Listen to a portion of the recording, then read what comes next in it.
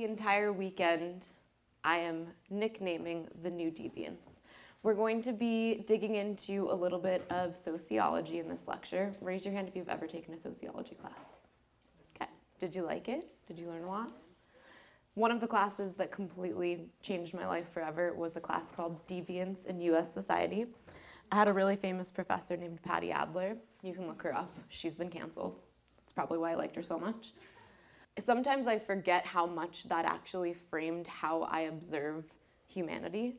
And going through and creating these lecture slides for you really reminded me how much a part of sociology break really is. Because honestly, what we do, it's even, as we all know that have been through it, it's even less about the individual, right? As you're going through it, of course, you have that moment where you're like, oh, this is, I am the asshole, right? It's a me problem.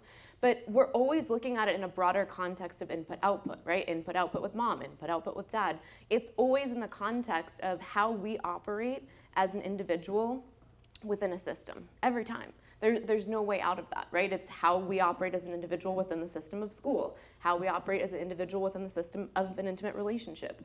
And so much of who we've been programmed to become as a society is responsible for those inputs, right? As we move through those inputs, when we look at that part of the lecture, what's in your basket, that usually is a huge mind blow for people. So to give some context, the what's in your basket prompt helps us understand if we were essentially a child just carrying around a basket like this, as we're aging, different people, different organizations literally just put thoughts and beliefs and assumptions into your basket as you age, right? Maybe that's your religion, maybe that's your grandparents, maybe that's the conflict between the way your mom and your dad talk about religion, right? It could be a million different things, and much of it is very passive. But we often don't pay attention to how much society actually puts a lot of stuff in our bag, because it's happening to everybody. So as things happen to everybody and they become more and more and more normal, like things that were normal in the 50s are not normal right now. Things that were normal in the 90s are not normal right now. Did anybody ever see, what's that movie with, I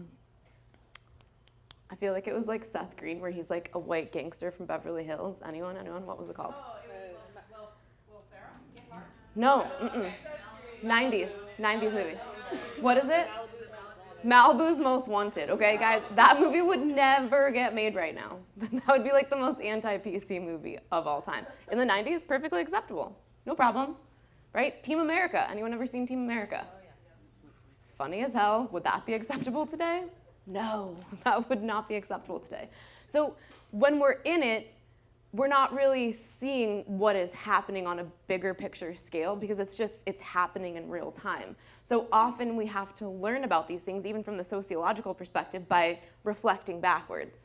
So my hope in a lot of this is, as I can teach you how to look at what is transpiring in our world like a sociologist, we can see that perhaps as we're in it, something feels like it's okay, but we have plenty of examples from the past where we reflect back and we're like, oops, that felt like it was going in a good direction, but it's actually going in a really horrible direction for humanity. So the goal for the entire weekend is to kind of now add this new lens on top of your break glasses, where now you can look at things like a sociologist and understand the bigger implications of allowing things to just keep kind of mindlessly going the way they are now. So prepare to expand your brains. Throughout the weekend, we are going to be coming at information from so many different angles, and it might be in the moments like, how on earth is this all going to connect? Trust me, if you've ever been to Break Live before, even things that you're like, those could never be related, at the end you're like, whoa, totally related. So just stick with it. We're all going to land in a place where everything comes together, even if you cannot understand how anything would come together, I promise. So now comes the time. I want everyone to raise your hand if you've ever had to deal with peer pressure. Should be everybody. Okay. Now, the bigger question, right? I am pressuring you to raise your hand. So the bigger question here is, how many of you, if you look back at the times that peer pressure made you do things, right? Act a certain way or talk a certain way or, make a certain behavioral choice. Did that ever lead you to do something that now in hindsight you kind of regret or maybe was a bad look? Yeah? Okay, great. I would like 3 people to volunteer their absolute worst stories. I'm going to start because mine's pretty bad. This one time at band camp, no.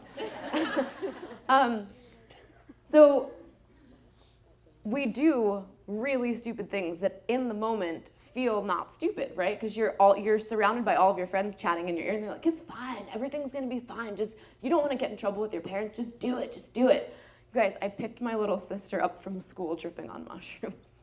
Not good. That's not good. You don't do that. I definitely put her life in risk. Agreed? Agreed. I was 16, okay? We'll give 16-year-old Bizzie a pass. But when I'm sitting there and I'm like, oh no, my mom just asked me to pick up my sister. And I'm like, oh no, I can't tell her I'm dripping. I can't be like, Mom, I can't do it, I'm dripping on mushrooms. But all my friends are like, it's fine, you're acting totally normal. You can totally go pick her up. And I'm like, am I? I'm acting normal? And they're like, yeah, you got this. Like, you're the most collected out of all of us. Just, you got this. And I was like, okay, I got this. And then I walk out the car, I'm like, I'm tripping. I don't have this. But you know what? I made it, and I made it home, and no one ever knew except you guys now. But if I look back, was that a good decision? No. And honestly, if my friends had not said a word, I probably would have been like, Mom, I just can't do it. I can't tell you why, but I can't do it. There's no way I would have done it. But as soon as my friends, right, because you're also highly susceptible, for those of you that haven't done mushrooms, highly suggestible. Someone also one time was like, because your lips are turning blue. And I was like, wait, what? And I stared in the mirror for like 2 hours. So happy to say I don't do that anymore, obviously. But the point is, when you're highly suggestible and a bunch of friends are like, no, you're great, you got this, you're like, yeah, false sense of confidence. Everyone else says I'm good, so I'm good. And then you go and do it. Thankfully, it didn't result in a huge, massive trauma like it could have. But it's my job now as an adult to reflect back and say, you know what? There are plenty of times actually like that where I did something that might have put somebody's life at risk because my friends are like, you got this. So now it's somebody else's turn. Dave, you got one? Oh, I got so many. I'm sure you do. To piggyback on your mushroom story, I follow the band Fish, and I thought it would be fun to go on a tour for a year. And up until 2019, I was still following Fish. That's how I met my current soon-to-be ex-wife. And the fake light and love of that scene is amazing, and like everyone in that scene normalizes drug usage, hallucinogens. I mean, it's just insane. And when I got into break, I was looking at all that behavior and going, wow, I've made a complete clusterfuck of my life because of this. But my friends normalized it, and it was like, oh, we're going on tour, bro. And like, I had kids, I'm trying to run a business, and I'm acting like, a 20-year-old kid who's got no cares in the world. Meanwhile, everything's crumbling, but it's okay because I'm drunk and high and watching concerts. So yeah, that peer pressure was real. And when I started, did it altered the way you were thinking about reality in those moments? Everything. I mean, my perception was completely. I mean, we had a group called Fishing Drunk, and it was cool to like drink and show yourself all hammered and doing dumb shit online. Nowadays, not good because there's a record of it. So like, there's no common sense. You know what I mean? So yeah, it definitely like just made everything not good. So. Welcome to sobriety. Glad you're here. Oh, thank you. Fist bump. Gloria. I was, probably 5th grade, and I had a girl, girlfriend, and I think we spent the night, and the next day, Saturday night, and then, 5th grade, 4th grade, and the next day we were going to church as a family, and she convinced, I guess, my parents to say, oh, me and Gloria will go to church here locally, like down the street, we'll walk there. And my parents literally said, okay. And then she wrote a note. Now this is like little spontaneous stuff. And then she was like, oh, well, let's like do a prank. And so we're dressed up for church. And she's like in this dress, I'm in a dress. And she wrote a note, and she left it on the front, like, porch of my best friend, basically, in 5th grade. And the note said, thanks, dear, her name, thanks for last night, or yesterday, and from a boy. Oh, God. His name And it was like a prank, right? And she literally, did the doorbell dish thing, ran, and I hid behind the car and just kind of waited and watched. And I was a what's it called, accomplice, just being there. And I heard that my friend got hit by her dad. And we're like, we're in 4th grade. Of course you're not having sex, you know what I mean? And it's the suburbs. And then her mom and her came to my door like a few days later to let me know. And I was just like, please don't tell my parents. And they didn't. And she and I stayed friends, but literally it's like digs, it was like literally this. Yeah. Because it was just so opposite of anything that you would It's do just on your it's own. like, oh, okay, fine, like, whatever. But not good, not cool. Not good. Anyone else? Yeah. So just as we were transitioning out of middle school into high school, I was in band, kind of doing things that were a little bit more creative, trying to build that up, and I really enjoyed it. But I had friends that were kind of the cool girls, and as we ended the year, they kind of said, hey, when you're going into high school, like if you want people to like you, you really can't, or you really shouldn't, be in band anymore, be in these, in these kind of classes. And so I started changing what I would choose based on everyone else, which I feel really pulled me away from those creative aspects, or just being able to stand my ground and say, I don't want to do this. So that was definitely a big choice coming back at the time. And now looking back on it, you can see where that created what I usually call like a choice point split, where it's like, well, I chose to kind of like turn away from that, even though it was something that filled me up. And then later on, it usually creates kind of a little bit of a hole in who you became. And even to right now, I've got 2 instruments in my closet, which I'm like, I really want to learn these, but there's still that little bit of resistance, and they're like, But it's gonna make me not cool. Yeah. All right, we're gonna get those instruments out of the closet. Anyone else? One more. Oh, Gina, sorry, I'm blind. Even with my glasses on, blind. This is a rough one, but my family's into organized crime, and so I would get in trouble when I didn't scam people for money. And so they threw me a party when I scammed somebody for $5,000. I was 19, I was 18. And I left at 19, because that's not. That's some peer pressure shit right there. Not in my best interest. Totally. I left my whole family after that because I just couldn't. But I got beat up when I didn't, and then I had a party. When you did. Yeah. And let me tell you, when they did that, I was like, I'm in the Twilight Zone. What are these people doing? People offered me fuzzy navels and a party at 17, 18 years old. But I got, like, literally punched in my face when I said no the first time. So when I gave in, I got a party. I was like, I didn't even show up at the party. I was in my room. So this brings up kind of where we're going with this, is that typically in each of these instances, there might be that little moment, maybe it's only 2 seconds, maybe it's 10 minutes, who knows, where you're like, ugh, something about it doesn't feel right, but then you go against your own internal moral compass, right? And I think, obviously the term morality in and of itself, I feel like is very stigmatized right now, and of course that can be very subjective. So when I'm talking about morality, that's something that's specific to each individual person, so it's kind of more that, not your gut, because if you've watched any of my other lectures or my podcast, that's where your poop and your IBS problems come from. That's like instinctive pattern. That's not your actual intuition, like heart-centered connection. But that like the heart-centered, if you were like a heart-centered Care Bear, where you're able to actually just decide right and wrong with your heart, what's best for yourself or best for your family or humankind in a future thinking sort of way, that's what I'm talking about when I say morality. It's not like what's in a book or what's on a piece of paper, because that's going to be different for everybody. But typically, as we get patterned a certain way, we start to disconnect or shut down from kind of that internal truth. Some of the goal for today and tomorrow is to get you to reconnect to some of that. And really, ultimately, for some of you that came through religious trauma or are currently religious, ultimately, I would love to see you guys choose this stuff critically, rather than because you're afraid to go to hell or because your parents want you to believe this, right? Those things are not things that can be anchored in forever, that when push comes to shove, you can navigate your way through them, because just because it has no background. It has no ability for your brain to reconcile it. So it's really easy for somebody to push you into peer pressure when all that's there backing it is a just because just because has no foundation. So the goal for everything is to get you to choose what's right for your internal moral compass, not because of something else, but because you know what's right for you. Even if it's at odds with all the things your brain patterns are telling you to do, which it often is.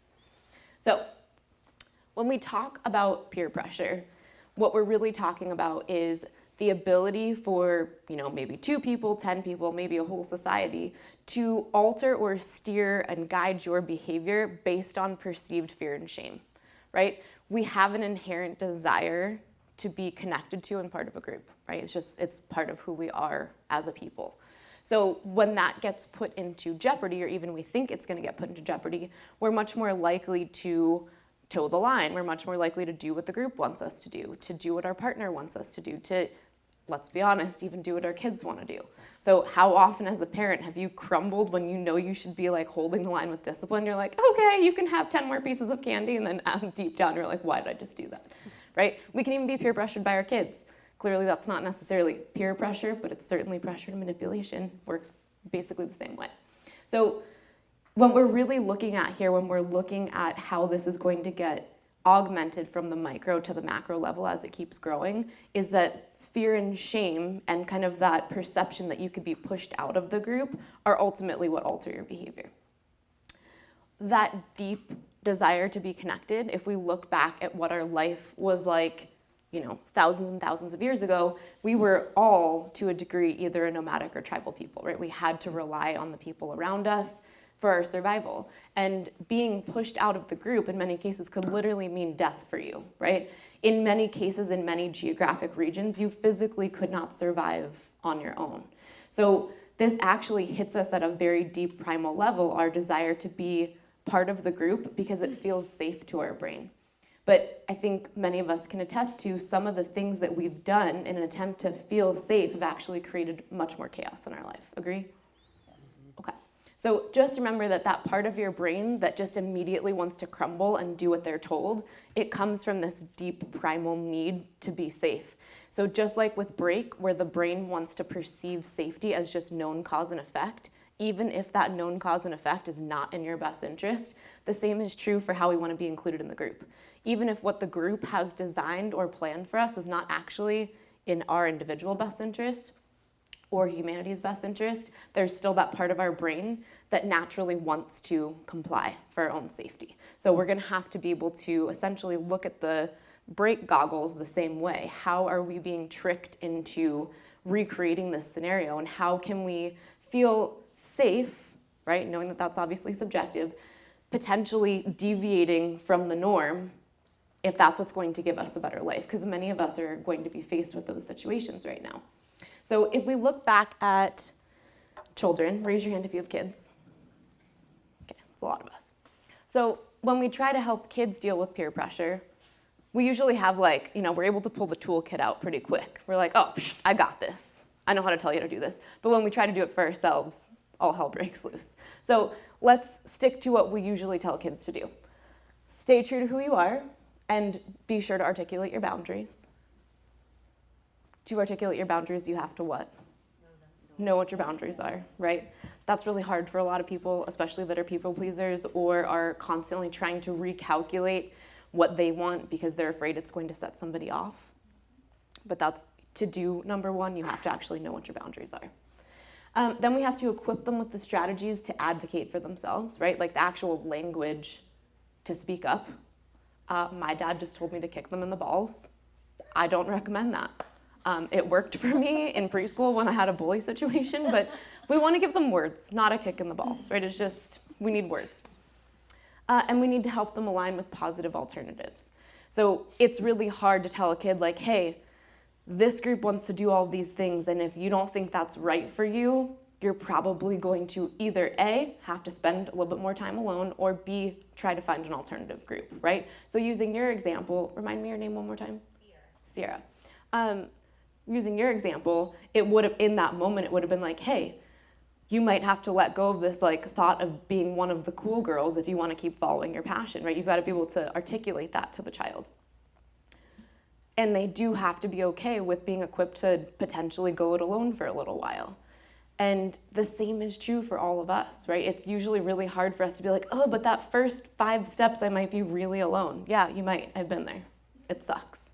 But knowing that every single time each one of us is willing to take those 5 steps alone, eventually we're all going to bump into the other people that all took the 5 steps alone, and then we're like, oh, hey, We all took the 5 steps. Good job. We're not alone anymore. So part of it is also a walk of faith, because you have to know that the more we keep waking people up to take those 5 steps and be okay with just being alone just for those few minutes or a few steps, eventually that's how we all start to reconnect with each other based on the right things rather than the wrong things. And fear is what keeps you from taking the 5 steps. So what's, I'm sure, very top of mind for all of us is that kind of the simple crappy things that used to be part of our peer pressure, like, you know, I was born in '85. I'm sure some of you were born in the 60s, 70s. Pops, what year were you born? 53. 53. Pops, 53. So, right, his peer pressure was different than your peer pressure, etc. Let me tell you how wild today's peer pressure is. Has anyone actually bumped into that with their kids yet, where they're like, I don't even know how to handle this problem without me getting canceled as a parent? Anyone? Right? It's pretty intense. It's intense to even talk about it because people are so inflamed and divisive about how to even deal with it. So a lot of the things that once, like, the issues seemed a little bit more simple, like, don't smoke, it causes lung cancer. Like, girl, we're way past smoking. So far past smoking, like, I wish we could have a talk about cigarettes. That'd be a lot easier. I don't even know the names of the drugs that kids are now being exposed to. Cheese, is that a thing? Molly, that's old school, Dave. That's my generation. I used to be a raver, okay? You did ecstasy when you were raving, not Molly. That's true. Yeah. This is true. Damn it, Dave. So we're gonna double back to that one. But the point is, things have gotten completely out of control, and out of control in a way that is no longer as tangible as, like, cigarettes are bad, okay? Like, drugs are bad, okay? They're very, very different scenarios.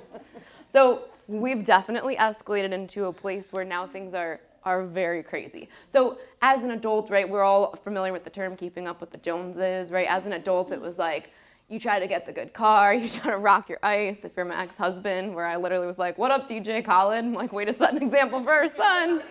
It's like, what, it looks awesome. Josh is laughing about that.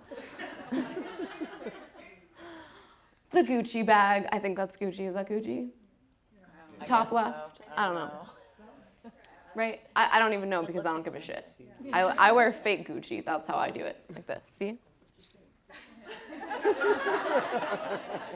Did it on purpose. It's fake bling. It's plastic. Rhinestones.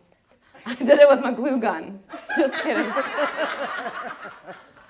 And for kids, it used to be things like booze, cigarettes, partying, dressing a certain way, having sex too soon, doing drugs, right? The simple things in life, you guys. Isn't that wild that we're like, fuck, I wish we could go back to the simple things in life. Like, can't we just have a regular conversation about, like, maybe wait till you're, like, I don't know, 17 to have sex? Like, that would be a normal conversation. But no, we're here now. I can't even put pictures to these things without it being offensive, so I had to write them. I could have put pictures, but people might have gotten, like, wildly triggered. I would get absolutely canceled, so we're not gonna do that. I'm gonna write it out. I had to show this presentation to Mama Obbs before, and I was like, can you just be my checks and balance to make sure that I'm not gonna, like, really wildly offend anyone? So let's start at the top. A specific political belief or alignment with an organization. True? True? Yeah. All right, great. Let's go to the top right. A special frame or filter on your social media profile to show your alignment with a social issue. Yeah. Those are fun. Facebook suggests one specific one to me every day, and I'm like, delete, delete, delete, delete. Let's go left. Non-monogamy pitched as spiritually woke or cool. Identifying as one of literally 46, I found out, sexual identities. Wow. Orientations. They're different. They're different. Everyone calm down. Don't get triggered. They're different. 46 different sexual orientations, like pansexual. I linked a bunch of stuff in this presentation. I will give it to you so you guys can actually look this up. I'm not making it up. No longer identifying as a gender. and participating in cancel culture on the social justice topic of the week, right? So whatever like everyone's pissed off about that week, you have to also be pissed off about it. I know from having owned companies in the past, companies now are pressured into also doing this all the time. Even if they're like, we don't want to get involved, it's like, well, you have to get involved, and you have to get involved on the right side, otherwise your company's going to get canceled. I literally got interviewed about this on a pretty famous magazine that was trying to slander me, but I had to hold my own. And I had to let them know, does it make any sense that companies are literally just doing what they're supposed to do, and they're saying what they're supposed to say? Does that actually help anybody learn about the company's stance? No, we don't learn anything about them. If anything, the people that own the company or the people within the company, they just go anonymous and they just do what they're supposed to do, and we don't learn anything except that they're probably cowards. So that's really what happens. It's not that like, I literally was asked like, don't you feel like you have to take a stand on this as blah, blah, blah, blah, blah, and I'm like, no, I don't actually. He's like, well, don't you think it's your responsibility? No, I don't think it's my responsibility. So, but a lot of people will just immediately be like, okay, yes, sir, whatever you want me to do, whatever doesn't put my life and finances at risk, right? But again, that's that whole like 5 steps. Am I willing to take 5 steps in the direction I feel is right, even if maybe that's really scary and I feel like shitting my pants the whole time? Yeah. Because this, while each one of these is not like, none of them is ever to shame or say that one of these is wrong, but these are really tough issues to navigate. They're very complex, they're very nuanced. And to have peer pressure, especially even at young ages, now be about this, that's a really tough one to navigate. Do you have the skills to navigate that with your kids? You need like a college degree to navigate that with your kids. Literally, like in this. I don't just mean a college degree, like a college degree in this particular navigation. So we have this peer pressure now, not just coming from children themselves or from your peer groups or from your customers or whatever it is that your business operates with, whatever your community is. But we also have it coming from magazines, social media influencers, movies, TV, school curriculum, and of course the looming threat of being canceled, which makes everyone just a little bit more afraid to take the 5 steps, and they just keep doing what they're told. So we already mentioned this, but quite literally every single brand that you use or your kids use, for the most part, they've all been forced in the last 6 months to do literally these things. Every single one of them. And I'm telling you, it's not necessarily because every single one of them believes that these things are all right and just. They're doing it out of fear and shame.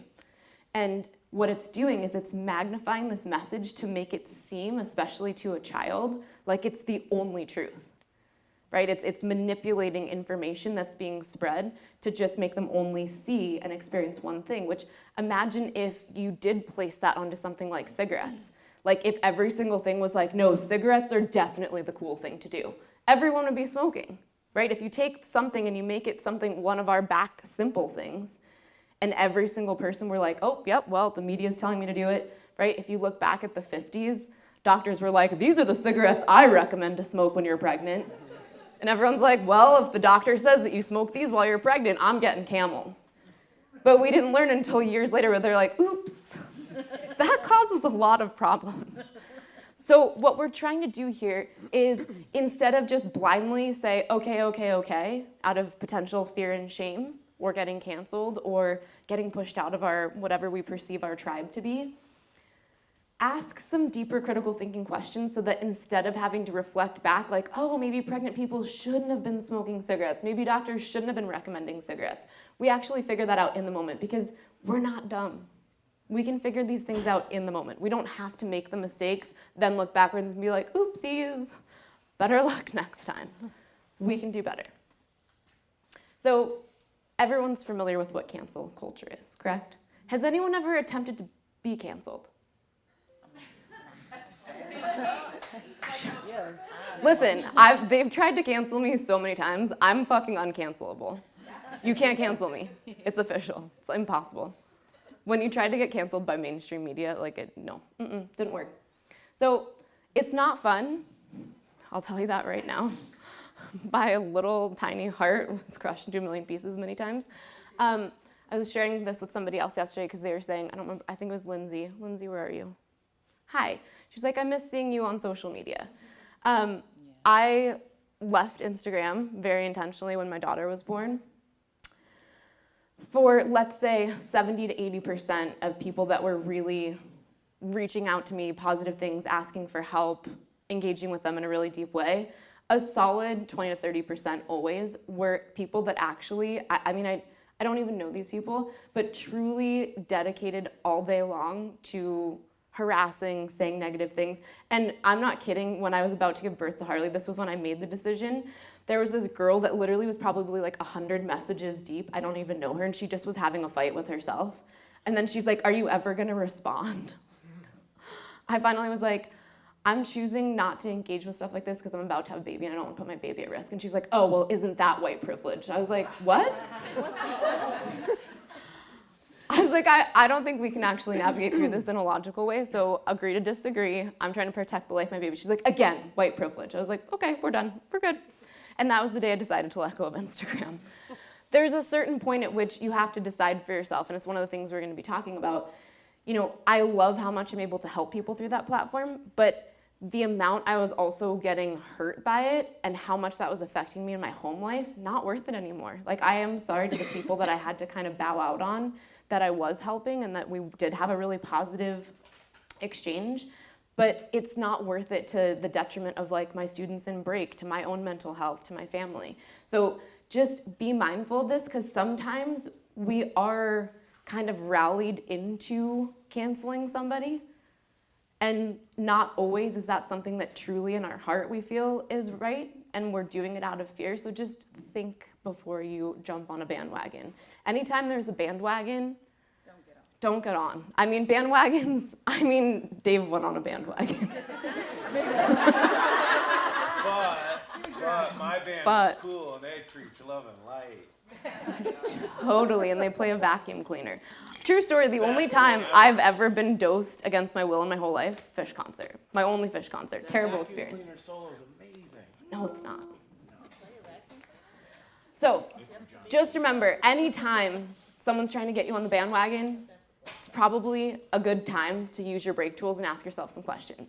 A good example of this would be if you've ever changed your lifestyle and started to eat really healthy and like be very clean on how you're choosing your food, and all of a sudden your family's like, oh, come on, eat bread, what is wrong with you?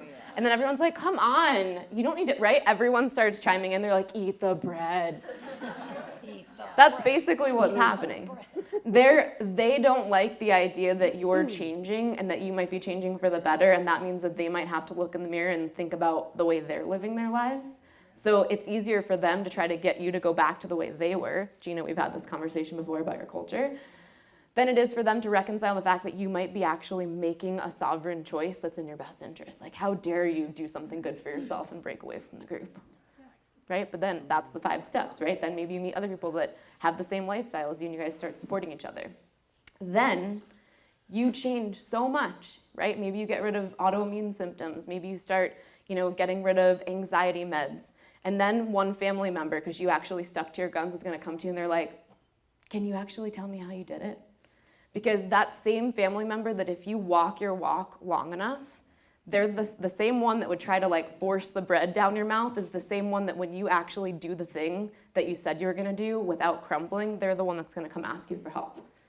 And that's true across the board. Mama Obs. The one thing that to go with that is sometimes it's not that they don't eat bread with you, but they found what for them was their self-help and what they needed to do to better themselves. And I think sometimes we get that confused where it's like, I did this and it worked for me and it was better for me and I had these health benefits, right? But everyone and everyone's needs are different.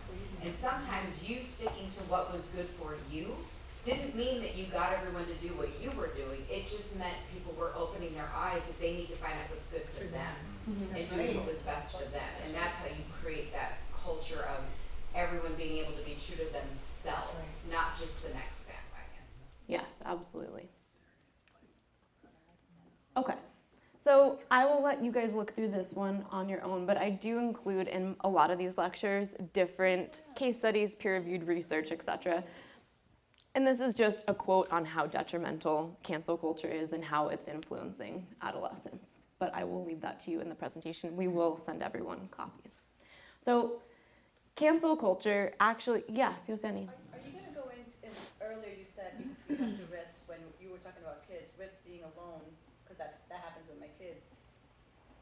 are you going to address what you do while you're alone? Like, To not go crazy and to but not I reach don't know back what up. to tell them. I'm like, Yes, we're gonna talk about that in the break parenting lecture. Okay, so cancel culture is a catalyst 100% to shift social norms. We didn't really have cancel culture before. This is definitely a relatively recent phenomenon. In the past, other things, which we're also going to address, are typically what shift a social norm. A social norm is a behavior or choice that becomes socially acceptable. There are different types of social norms, which we're going to get into and define in a little bit.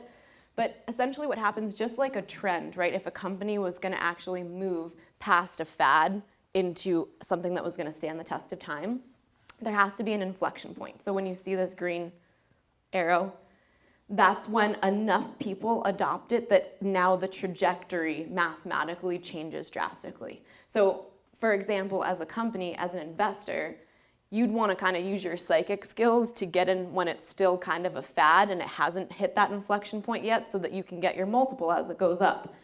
Where we're at currently in some of our, I'll call it social devolution, is at this inflection point. We're at a very, very critical tipping point right now. And things have grown and escalated so much, and the idea of social peer pressure and cancel culture has grown so much that more and more people are just complying. So my issue with where we're at right now is that I believe, and I saw the moment, we had an opportunity to be open and inclusive and empathetic, and instead of being open, inclusive, and empathetic, we actually shifted that very much to an actual social priming event that is now twisting it and using it for an agenda. So instead of it being about being open and empathetic to all people, no matter what their issues are, what their perceived issues are, and teaching kids how to be empathetic and communicative with everybody, it's turned into something very different that's now priming people at all different levels of society to essentially recalibrate their brain to shift not just social norms, but mores, which we're going to get to, which are things that have actually been adopted into law, some of which, I don't know, like cannibalism, are pretty bad. Yeah? Pedophilia, cannibalism, pretty bad. We're going to get there. Sorry about that. So we're dealing with a wide-scale priming event. Who knows what priming is? Gloria. We are preemptively set up to think certain way. Yes. So easiest example would be a group of people are in the room. There's a big yellow box on the screen and no one says anything. And then they're like, please grab your pens and papers and write down the first fruit that comes to mind. What's everyone going to choose? Banana. Lemon. A random person will choose lemon, but basically everyone will choose a yellow fruit. This happens. Did you choose something else? Orange. Damn it, Raylan. So when we're looking at something like this, priming happens in a variety of different ways, right? Priming can happen in our family, priming can happen in our religion, priming can happen in our school, it can happen through watching a movie, it can happen across the board in virtually anything that we experience. It can happen through sound. So priming exists everywhere, and if priming is done well, do you notice it? No. Only if you don't get primed, or only if after the fact you're like, oh. So I have a photographic memory, so I have a tendency to always take pictures in my head of everything, and then sometimes at night when I can't sleep, my brain will pull pictures back up, and I'll like go back there and I'll be like, oh, weird, that. So I kind of do it retrospectively in my head, because I'm Rain Man, but I'm sure other people do it differently. So we're going to shift into talking about deviance, and what's important to remember, who, if you just like kind of think of the word deviant, you have like a negative connotation. Raise your hand. Do you feel like deviant has a negative connotation? Yes. Right? So it doesn't really. All deviance means is that here's the social norm trajectory, and someone's continually taking angles off of that social norm trajectory. So sometimes this is good, and sometimes this is illegal. So if we look at people like Rosa Parks or Martina Navratilova, clearly they were deviant at their time, but did they build something that was positive for humanity with their deviant choices, right? Do you guys know who Martina Navratilova is? Okay, I think she was the first like really famous lesbian tennis player that really like hardcore paved the way. Yeah, right? Do you know that she got canceled last year? Wow, did she really? Yeah. She got into it with somebody who was a modern feminist versus what she views herself to be as a feminist, got full-scale canceled. So in 2020, if Martina Navratilova can get canceled, we're all screwed. Just gonna say that. So instead of just immediately associating deviance with negativity, which it isn't, deviance just means that here's the social standard for wherever you live, which by the way, changes, right? It's different in the South than it is for New York City. Trust me.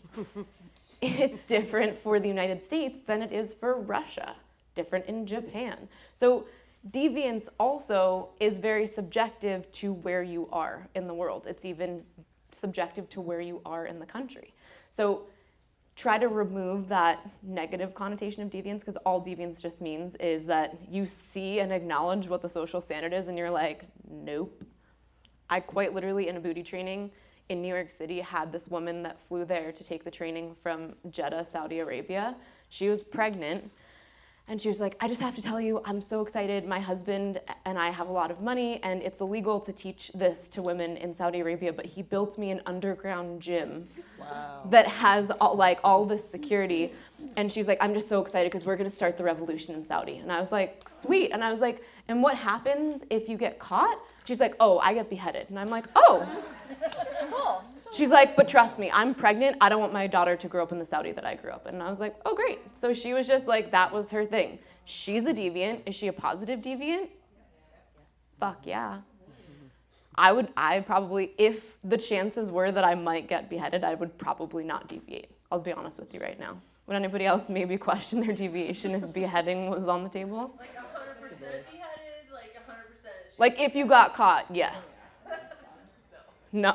You're like, no. I was like, maybe there's like some wiggle room, like talk my way out of it. No, I don't think there's any talking your way out of it in Saudi. So the point is, some deviance changes the world. Not all deviance is illegal and for the detriment of our society. So let's look at the two different types of deviance. There's informal and formal. Informal deviance is what we've been talking about, right? Where here's the social norm and you take maybe a 10-degree split off the social norm, but it's still not illegal. Formal deviance is what happens when it's actually been something that's been turned into a law, right? Like, maybe don't murder people. We're gonna get into that in a second. Don't worry. So often informal deviance, if it exists for long enough, will be codified into law. A great example of this in recent times in Canada is that you can actually get in legal trouble for misgendering somebody, right? While that was very recently part of an informal form of deviance, now it's actually become formalized in Canada, and I'm sure other places as well. So eventually, right after that inflection point, if it keeps going, eventually it will become law. So we have to be very mindful of that. So positive deviance, right, because now we've kind of shifted our potential connotation around the term. Positive deviance is something that actually does shift things for the better and does change humanity as a whole. So I think one of the easiest things to look at if you ever watched a show like Mad Men, has anyone ever seen Mad Men? It definitely shines a visual light on the sexism that clearly existed in the 50s. They were in the marketing and advertising world, and virtually every woman in the company was just systematically, what's the word I'm looking for? I'm trying to look for a nicer word than what's coming to mind. Help me out here. Objectified. It was pretty brutal, okay? So we can definitely say that there are certain aspects of positive deviance that have made women's lives better in 2021. True or false? True, right? I think women are probably better off now than they were in the 1950s. I think we can all say that confidently. So sometimes positive deviance is exactly what creates positive social change. So we're going to shift gears for a second because we know about what positive deviance is, and sometimes that positive deviance normalizes a behavior for the better, right? That's what happens when we no longer have to deal with the sexism of the 50s. Something happened for the better. So if you take a look at what's on the right-hand side, this is called the deviation spiral. So if you start with the social norm, you can see how somebody just deviates, it normalizes, deviates, it normalizes, but eventually you'll get to a very drastically different place if you keep allowing this to happen with a certain type of decision or certain type of outlook in life. It is gradual, although I think maybe we can all attest to the fact that maybe over the last, let's say, 3 years, things have been pretty exponential. Agree? Yeah. Do we feel like things have exponentially shifted, especially in the last 2 years? Yeah. Sure. Right? Pretty intense. And often this is gradual, and I think we can also attest to the fact that natural deviation, right, like not actually pushed upon or manipulated by an outside force, would be more gradual, right? It would naturally, like nature occurs in spirals. But what we're seeing right now is nothing like a natural spiral, which shows us that it's not a natural deviation cycle, it is a manipulated deviation cycle. Agree? Does that make sense? Yeah. So this is basically a pushed upon form of evolution, which you're calling devolution. Devolution. De-evolution. De-evolution. But this is like how nature works to Yes. evolve into a better species, right? Yes. Okay. So this natural deviation spiral, right, the shifts are not massive. The shifts are small, they normalize, small, they normalize. What's happening now would be like a 180 and then an attempt to coordinatedly normalize something outside of just people shifting their opinions naturally. There's not a lot of natural opinion shifting happening these days. So where this gets really sticky is that as human beings, our natural desire on an individual level, until we do something like break or something else that helps us kind of get through our darkest parts and work through them and heal them, our desire at a very core level, Carl Jung describes this as the shadow, is to basically try to normalize our really dark parts. Like, it's not a me problem, like we all are like this, right? You just kind of, you take your darkest pieces or your worst thoughts or worst behaviors and you justify it in some way in your head. You make justifications, you rationalize it, you're like, oh, my whole family's like this, right? There's something that goes with it rather than saying like, I really don't like this about myself. I really want to change it. So at the deepest core level, we have this desire to just kind of make excuses and normalize things and just be like, oh, it's just who we are. We all do this. But this happens, again, the micro mimics the macro, this is happening on the macro scale. So right now, there are many aspects of what's happening where it's actually our collective humanity's desire to just normalize the darkest pieces of ourselves so that we don't actually have to do the work to heal them. We just make them okay with everybody. So I'll use this example. The other day was Mental Health Awareness Day. Did everybody see that? So yes, and if anyone's ever seen some of my previous lectures, I give a whole breakdown, which I'm happy to share with you in that kind of tools breakdown of how we've gone through different phases in our healing of mental health over the generations. And I describe in the very first stage, we used to be in the hiding phase, where really the answer to that was like mental institutions and literally like, oh, my kid's got a mental illness. We're just gonna kick you out the door and pretend it never happened. Because it was so heavily stigmatized that you literally were like, I don't want this kid to ruin all my other kids' lives, so like we're gonna pretend I never had you. That's a pretty dark ass place to be where you're like, let's pretend you didn't exist. So thankfully, we got out of that phase, but we got stuck in what I refer to as the bonding phase for a really long time.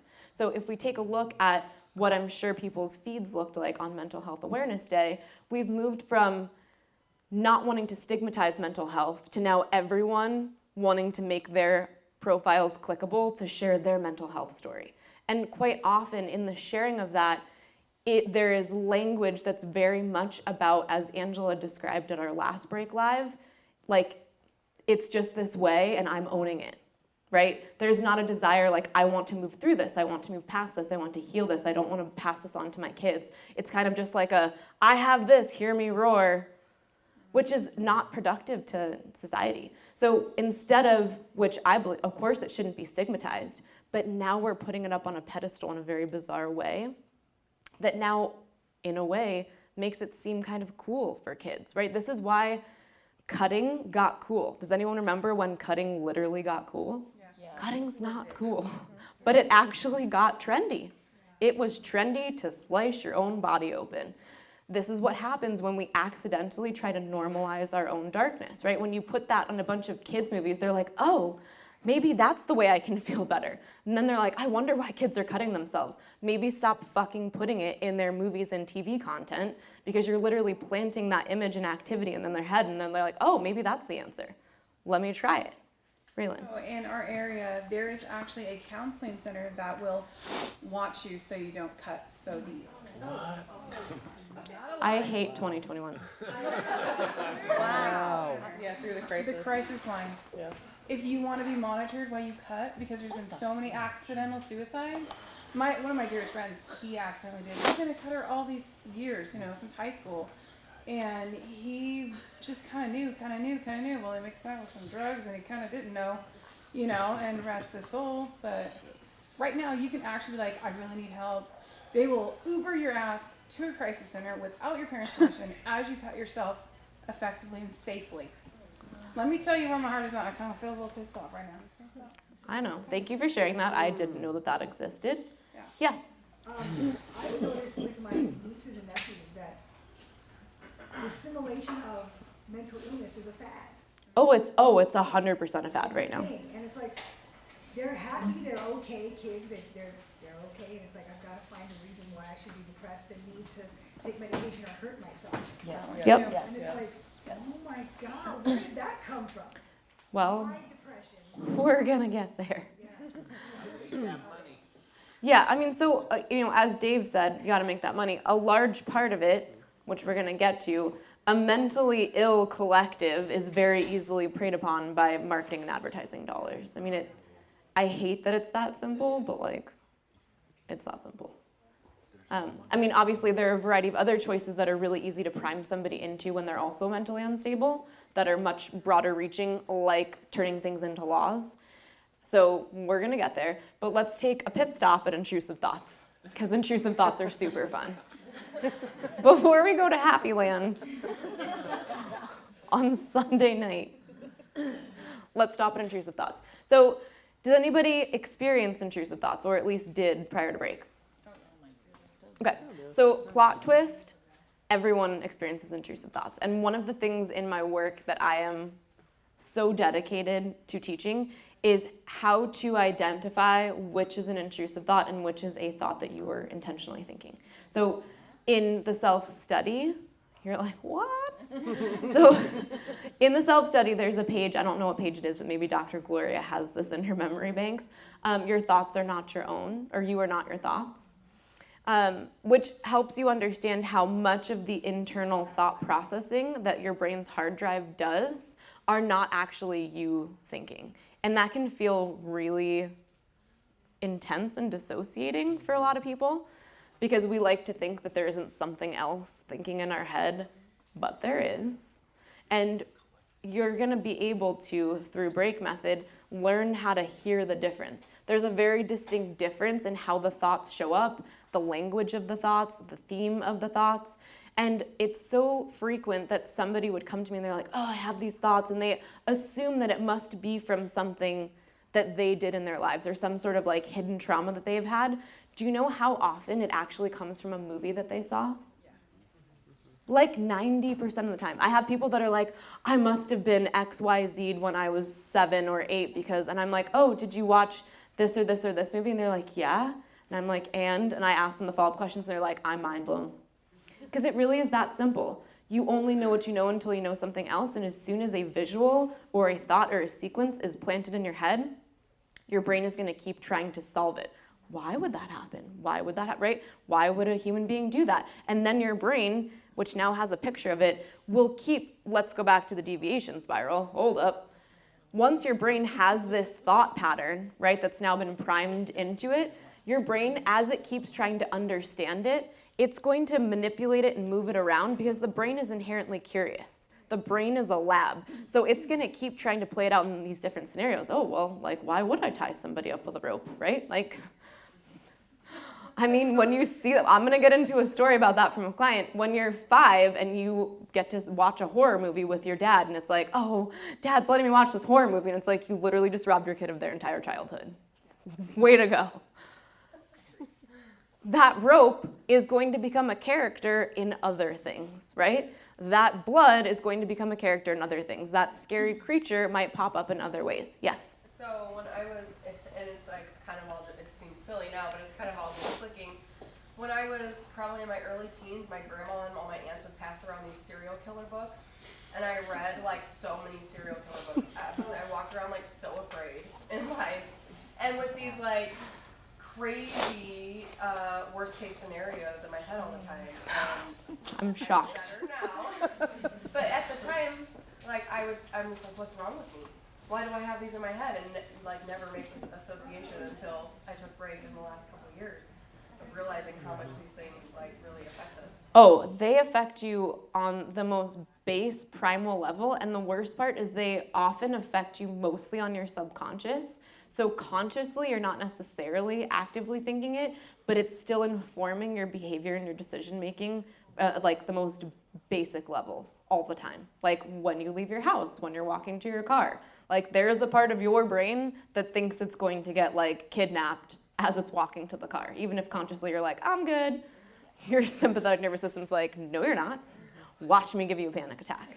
Gina. I always watched scary movies when I was a kid, and Jaws changed my life. It's so bad that as an adult now I recognize that I wasn't just afraid of the water. I'm afraid of the water because of the movie. I can't even get into a pool without someone. A 2-year-old could be in the pool and I'm safe.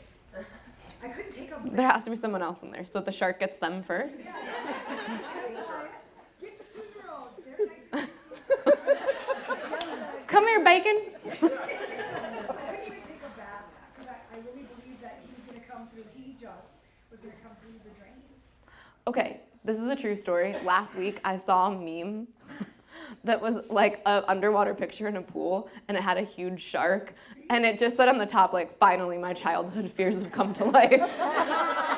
Okay, who's seen Practical Magic? Okay, so the sisters are witches, right? It's actually a great movie, but there is kind of a demonic character in it, so my bad. Remember Nicole Kidman's boyfriend, Johnny whatever, Angel Love, he's actually the devil, and they have to like kill him, and all these like frogs and shit come out of him. Yeah. I'm sorry, honey. What age were you? You were scared for a long time. Yeah. And you? No. And you couldn't sleep for a while. Oh, okay. I'm sorry. Don't worry about it. Don't worry about it. I'm just going to hold it all together because she's in a band and hold it all together. She's like, don't worry, I'm doing break. All right, I'm going to go sit down now.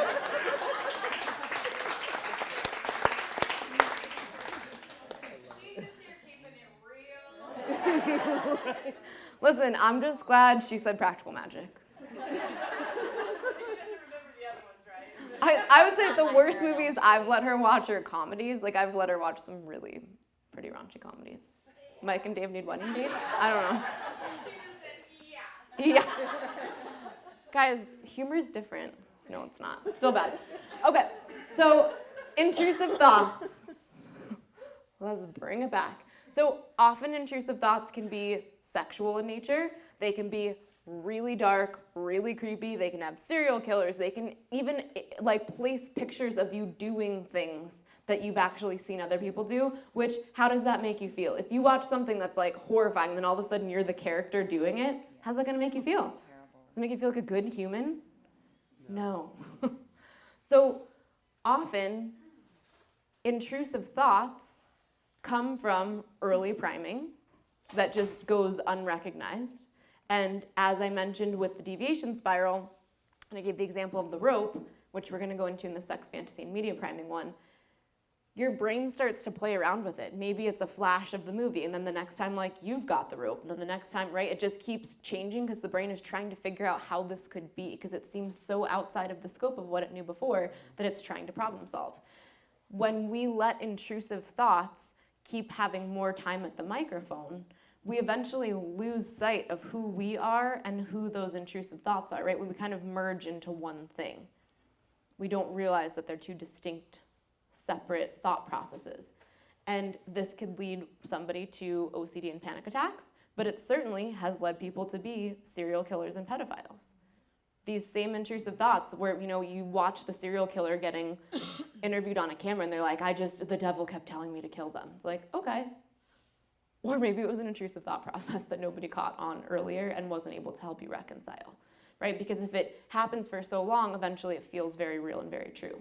So do we think it's probably pretty important to, A, acknowledge our intrusive thoughts rather than let them keep running passively? Yeah. And also start to clearly delineate who we are versus who this thought process is? Very important. So let's take a little peek at what Carl Jung describes as the shadow, because I feel like also in today's society, especially in what I would call kind of like the pseudo-spiritual conscious world, I feel like, is that a good descriptor? Pseudo-spiritual conscious? Okay. False light, whatever it is. Huh? What was your word? So, I'm not saying, says the pastor. She's like, it's garbage. Okay. I'm trying to find nicer descriptors, but sure, a little garbagey.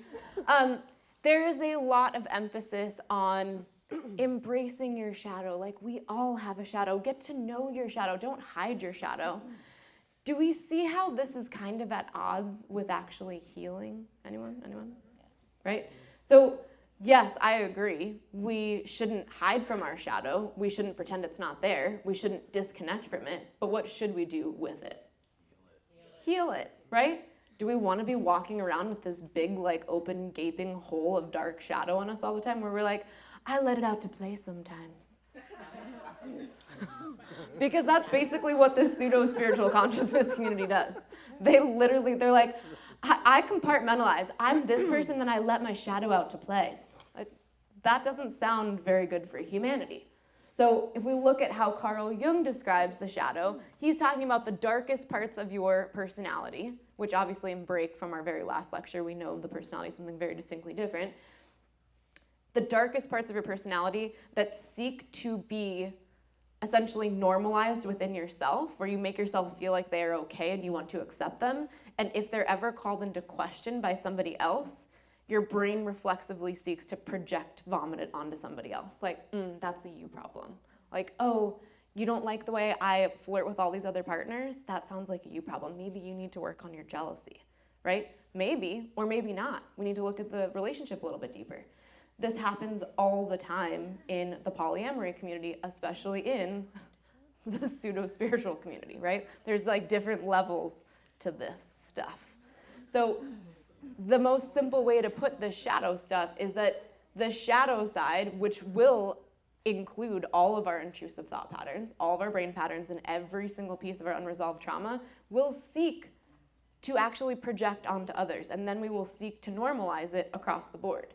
So for humanity as a collective, we are going to attempt to normalize all of our collective trauma so that we don't have to feel like we're alone anymore. Like, I don't have to feel ashamed. We all have mental illness. See? Isn't that? It's so much easier. I don't have to feel bad about the work I have to do because we're all broken. This is true, but do we feel like that's the best for humanity for us to just say that and then stay? Right? So I know that some of these things, it's like something can be true and not true at the same time. What I'm trying to get through here is that while we shouldn't stigmatize something, we also at the same time shouldn't just straight out normalize it. Because that's a pendulum swing that's very dangerous. We're literally going from one extreme to the other extreme. And do we think that that's ever where humanity actually like exists in its best qualities, at extremes? No. So we have a rising exponentially mental health crisis. Agree? Yes. It's pretty bad. I think COVID certainly made it much, much, much worse. We're already incredibly disconnected from each other. We're already eyes down in every sort of tech gadget, which is going to only further make us feel disconnected from other human beings. Now, there are certain facets of society in which you are being forced into certain groupthink, where now you're part of a group, which should make you feel safe, but you also are potentially feeling like you could get bullied or canceled at any point in time, right? There's a shift now where you're always thinking about what other people are thinking rather than just living your life. That's called fear. But we're woke. Mic drop. But that's just called fear. So as a child, right, I mentioned this last night, what happens to you with repetition in your earliest phases stops your ability to be innocent, present, and curious. Period. Full stop, right? It starts making you think about what if or what happened in the past to keep myself safe in the present. How can I think about the different ways I can act in the future to keep myself safe in the present? None of those things are actually present. You can't be thinking about the past or the future if you're present. There's a lot. But the point here is, as our mental health crisis goes like this, we're all collectively losing presence. And as all of these societal pressures are making us fear being judged or labeled or losing our ability to exist in our in-group, we're always now going to be in fear, which again pushes us more out of presence. One of the best places for us to be in our life is presence. We're able to make really good decisions from there, but we've stopped allowing ourselves to set up the pathway for us to be present. And I know a lot of meditation techniques will be like, you just have to sit there and think of being present. No, 'tis not that simple. I wish it was. And honestly, if I had I'm trying to find a gentle way to say this. Let's say this. I work with a lot of clients one-on-one who literally come to me because they're like, I heard that you're basically like a witch doctor and I've spent like $1 million trying to help myself and like, please God help me. I'm like, all right, I guess you're really willing to do anything now. Welcome to Witch Doctor Bizzie. But I work with a lot of these people and they're the person that has spent like the $10,000 here, the $20,000, like the person that's like, I'm gonna wave my hands and you're gonna give me $1 million and I'm gonna make your life better, right? Like they just kept trying to do everything. And it's pretty consistent that a lot of them got pulled into certain types of meditation practices that I would bet any amount of money made their intrusive thought patterns exponentially worse. So this is the case for somebody that messes around in the spiritual realms. Thank you, Sarai, for that. She's like, woo!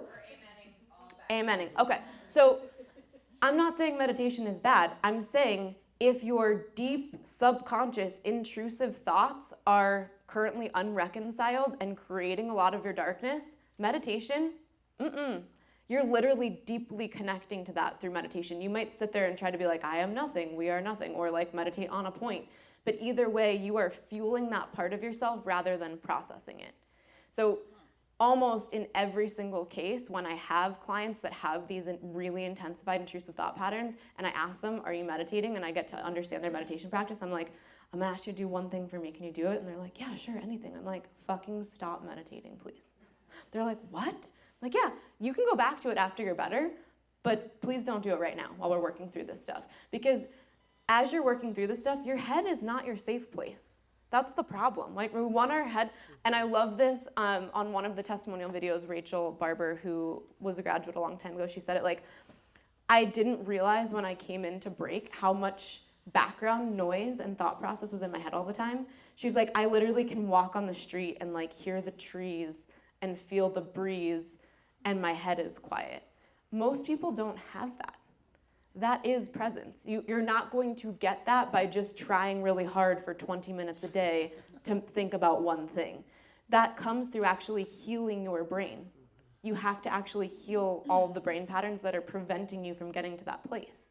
That's not accidental, that takes work. And I know a lot of people want to show up and be like, can't you just do the work for me? No, I can't. Yes, Gina?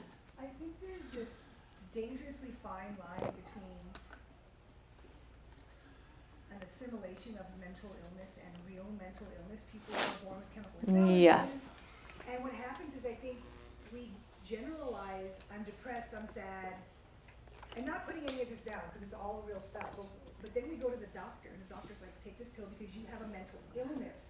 When it's not a mental illness, but now we've put it into mental illness, and it's this big blurry ball. Totally agree. Instead of saying I have transitional issues that are making me feel sad, and I need to work through them. Well, and you guys know from going through break, which not all of you have, but I'm sure you will. It's all just a brain pattern. And I actually will show you and prove to you how every label is really just a very specific pattern. And you can even see how certain patterns along a spectrum could get called like this label or that label, but you heal everything the same way. I would love to think that this is rocket science. It's not rocket science. It's part of my biggest, deepest frustration in life. Why is nobody else doing this? Why? I don't get it. Like, I'm never thought of myself as Nikola Tesla, but, you know, fucking maybe. But here's the one thing I know, and this is actually true across the board for all inventors.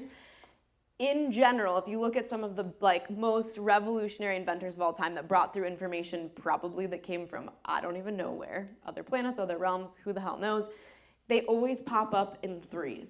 So around the same time, people bring through similar information at the same time. So if anyone ever finds my other two, please let me know. But the truth is, this is very simple, and it's why anytime somebody wants to come to me and then just be like, well, this is my label, this is my label, this is what this is what we're working on in therapy. From the get-go, I'm like, listen, this is not to denigrate your therapist or any of the work that you've already done, but I'm going to be able to serve you better if I don't know any of this. Because I don't need you to prime me with all the ways that you think you're fucked up, because quite frankly, most of the things people come to me thinking are the problems are never the problems. Like, almost never.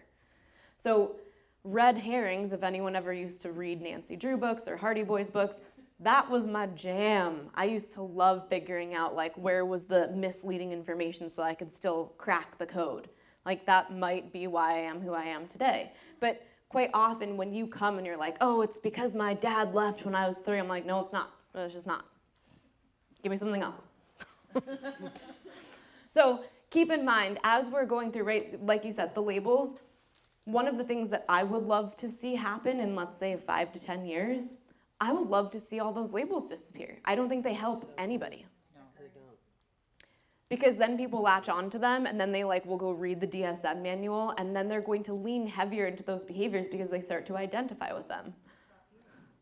Carrie's literally doing acro yoga over there. This is adorable. So I'm gonna try to unsee it.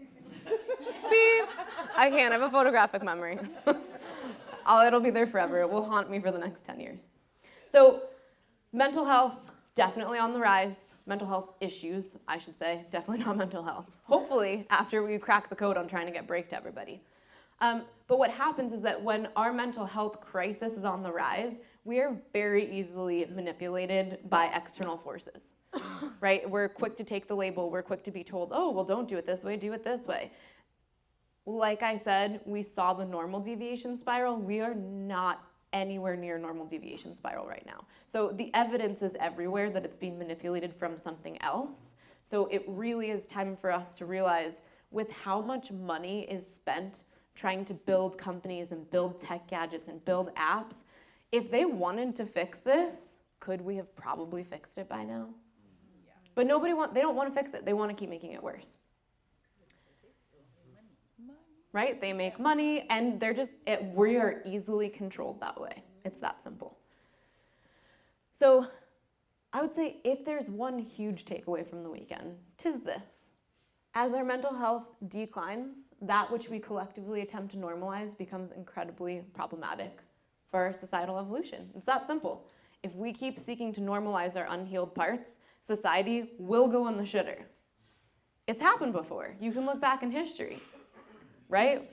The Roman culture, the Greek culture, eventually they all devolve. But I don't believe that we have to, right? We just, for whatever reason, keep not learning the lesson and keep letting some external influence force us to oh, they've had their time. Let's send them back to the shitter. I really think that we can keep going in the very opposite direction as we are currently, but we need to actually wake up. So one of the ways that things get normalized is through creativity and art. And sorry, Sarai, did you have a question a few minutes ago? I remembered you had your hand up. Do you have a question? No? Don't worry about it? You're sure? If it comes back up, you let me know. Yes? Oh, just saying, just like our society is kind of going towards a kind of a big tech bubble and a big organizational bubble. That's what we're Some doing. may call it the singularity. The singularity. Okay. So we've done that with mental health, we've done that with society and relationships, where instead of going out and trying to find people that need what we need, we prime them to need what we need, and sell them what we have.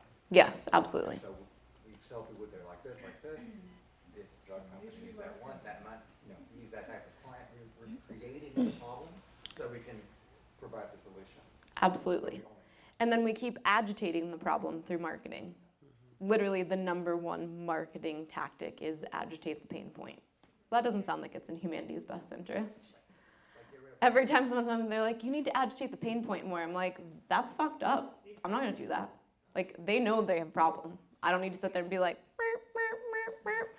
Which literally, I've had people come reach out to me and they're like, hey, who does your advertising? I'm like, me? They're like, so you write it? I'm like, yeah, I write it. They're like, you do the images? Yeah, I do the images. They're like, there's something different about it. I'm like, yeah, I'm not trying to take advantage of people. That's the difference. I'm not trying to follow like a marketing formula. I actually give a shit. So I would love to see more of that, but it seems that Facebook is not taking a liking to people actually trying to help people. Yes, Heather. To be fair, if you've never been in that marketing world, it's scary. I had a very small instance with it, and I just didn't realize how much manipulation goes into it. It's intentional manipulation. It's terrible. Yeah, it really is. And to be able to do it, you kind of have to be at an impasse with your moral compass. Yeah. I'm like, sorry, guys, but it's true. It is. There has to be a point, and maybe you're doing it for monetary gain, or maybe you're doing it because you perceive that you have to take care of your family, but at a certain point, this is where, right, if the general marketing standard is to do A, B, C, D, but you know in your heart it's actually taking advantage of humanity, like, why not take the 5 steps and be an industry disruptor? Well, have you seen that Netflix documentary that's Yes. there with all of them who had like let the companies outing it all, and it just turned into something it wasn't meant to be, it turned into a monster? And the bad news is, if Netflix is publishing that, it means it's 1 million times worse. Because Netflix is that. So anything that, if Netflix is willing to like leak out a little bit of truth, you know it's so much worse than that. And if it has a certain number of views, it will be removed. Yes, also true. So one of the things that we also want to look to when we're thinking about normalization, right? Because we can think very easily about magazines and newspaper articles and like BuzzFeed quizzes that come through your Facebook feed. But art is a huge way that these things get normalized. So the process of creativity is often, I used to be married to an artist, the process of art in many ways is you trying to experience and process your deepest, darkest traumas, either through a medium like paint or through a medium like singing or through a medium like video, right? Typically, the art that somebody generates is a direct result of their internal trauma and unprocessed pain. So what we see happens often is that art and therefore culture become the biggest tools for normalization. I am here to tell you that if I look back 10 years ago, I used to have a ton of rap music in my workouts. I cannot listen to a rap song now. I'm not a baby. I will start crying. I actually like cry for humanity. I cry for the kids that actually listen to this stuff. The lyrics are so dark and terrible and programming, it literally hurts my soul. So we have to be mindful that a lot of times where the normalization is coming from music, it's coming from music videos, right? And often we don't really pay attention to this because we're like, oh, it's just music. I triple dog dare you to try to listen to today's music. Like, I miss the 90s so bad. Amen. Even like, I love like 90s hip hop. At least it was like a little bit more straightforward. Sure, there was some violence in there. There was some F the police stuff, but it was just like a little bit cleaner, a little bit more high vibe as F the police can be. I don't know. It's like not that high vibe, but if you compare it to what's happening today and what comes out of, I don't know, Future's mouth or The Weeknd's mouth, oh my God. So be mindful with your kids, right? This isn't like, I'm not here trying to like turn y'all into Footloose and be like, your kids can't dance anymore. but take the time to make sure this is actually what you want your kids absorbing into their brain, because it's gonna go in there. Yes, Mom Obs. Well, and what's interesting is, coming from my husband's background, my background, there's actually a whole bunch of different documentaries about how the rap industry started with people talking about their stories, talking about their lives, and how the record companies wanted to monopolize and make money off of them and pay them so small amounts. And then they started putting people out there that never had those experiences, never knew what that was, and they're putting out these same messages. So it was really exploiting the reality and the pain that people are trying to fight and break through. And so it's fascinating to see that, because we still, there's certain local from LA, our homies, but they're writing about their lives and they're trying to make a change and a difference. Mm-hmm. And so it's been interesting to watch that evolution. Like you're like 90s, I'm like, man, bring me back to the 70s. Well, that too. I mean, we even listened to the 50s in our house. And you actually had musicians. You didn't have computers synthesizing every backup instrument. Well, and that's a whole separate thing, but the actual tonal frequency of music now is actually intended to fracture your brains too. I mean, we won't get into that. Don't worry about that. We'll save that for later. One thing to piggyback on that, if you don't know about it, now you know. I believe it was Ghostface Killah. Listen, one of my closest friends in the whole world actually helped found Wu-Tang, so I actually have like talked to a bunch of them on the phone. They're really cool. And again, great example. Some of their lyrics, pretty bad. A lot of their lyrics, actually pretty spiritual and pretty wild, actually, for the time. But this isn't about rap, although this particular story is. So I believe it was Ghostface Killah went public and read a statement that a whole bunch of the biggest rap artists in the late 90s were asked to go to a meeting somewhere in LA. They weren't told the location, but their managers and their agents were like, you have to go. And they all went, and before they were able to walk in, they were all asked to sign an NDA. And a bunch of them were like, they're gangsters. They're like, I'm not gonna sign an NDA without knowing like who's in there. Like, are you high? So some of them left, but a lot of them stayed because they were in it for the money. And what they described was that they were at a round table and that there were other people in another room that were part of a different round table that they didn't get to see. And they were all handed contracts that said very specifically, this is how you're gonna change your music. The music industry, specifically the rap industry, just invested in the private prison system, and we need your lyrics to shift to actually helping incarcerate more people. Okay, so the next time you're like, I wonder why, whoa, like how did that happen so quickly? Like that wasn't a natural deviation. No, it's not. The people that own the record labels bought out the stock in private prisons and had to up their numbers and get people to commit more crime. How do you do that? You get people to change their lyrics. And a lot of those rappers ended up coming forward after the fact and being like, I have to make amends. Like I literally spent however many years of my career putting my own people in prison with my lyrics. So one of them talks about all that. Yeah, so I believe that's Ghostface Killah. He does it on in a podcast. Yeah.